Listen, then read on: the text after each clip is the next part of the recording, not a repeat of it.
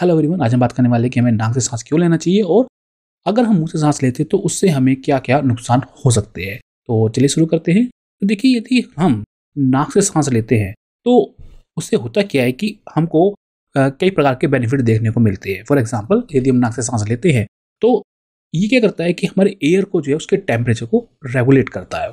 Suppose कीजिए कि जो बाहर का जो इन्वायरमेंट है वो ठंडा है, तो उस समय जो एयर होगी वो भी काफ़ी ठंडी होगी, और जब ये एयर हमारे नाक से गुजर के जाती है तो जो एयर का टेम्परेचर है सबसे पहले वो बॉडी टेम्परेचर के बराबर आ जाता है, और फिर उसी के बाद ही वो एयर हमारे लंग्स तक पहुंचती है। तो इस तरीके से हमारे लंग्स को टेम्परेचर डिफरेंस नहीं झेलना पड़ता है। हमारे लंग्स जो है वो काफ़ी सेंसिटिव होते हैं इस चीज़ के लिए।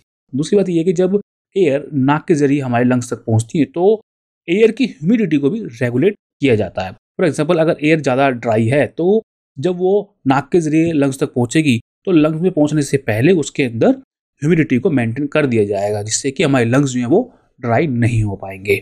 इसके अलावा जब हम नाक से सांस लेते हैं तो जो डस्ट पार्टिकल्स हैं, जो जर्म्स हैं, वो सभी जो है वो फिल्टर हो जाते हैं, वो हमारे नाक में ही रह जाते हैं और हमारे लंग्स को एकदम क्लीन एयर जो है वो मिल पाती है। दूसरी तरफ यदि हम बात करें कि जब हम मुंह से सांस लेते हैं तो क्या होता है, तो जब हम मुंह से सांस लेते हैं तो सबसे पहले तो यही है कि जो टेम्परेचर जो है वो रेगुलेट नहीं हो पाता।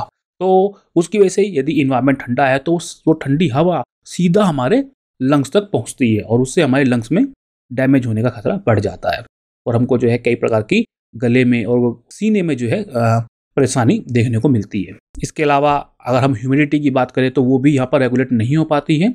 एयर अगर ड्राई है तो वो ड्राई एयर सीधा हमारे लंग्स तक पहुंचती है और हमारा जो गला है वो काफ़ी सूख जाता है और ड्राई हो जाता है। जब हम मुंह से सांस लेते हैं तो होता क्या है कि क्योंकि एयर जो है वो फिल्टर नहीं हो पाती इस तरीके से, तो जो जम्स है और जो डस्ट पार्टिकल्स है वो सभी हमारे मुंह के अंदर काफ़ी नुकसान पहुंचाते हैं। इससे जो है हमारे दांतों में कीड़े लगना, मसूड़ों में सूजन आ जाना, इस तरह की जो है बीमारियां देखने को मिलती है। तो इसलिए ऐसा कहा जाता है कि हमें आमतौर पर जो है नाक से ही सांस लेना चाहिए। हालांकि अगर नाक में कोई परेशानी हो जाए तो उस कंडीशन में हमें मुंह से सांस लेना ही पड़ेगा, लेकिन हमें कोशिश यही करनी चाहिए कि हम नाक से सांस लें। तो आशा करता हूँ आप सभी को ये वीडियो पसंद आई होगी। अगर ये वीडियो पसंद आई तो प्लीज़ लाइक कर देना, सब्सक्राइब कर देना। अगली बार फिर मिलते हैं एक नई वीडियो के साथ, तब तक के लिए नमस्कार।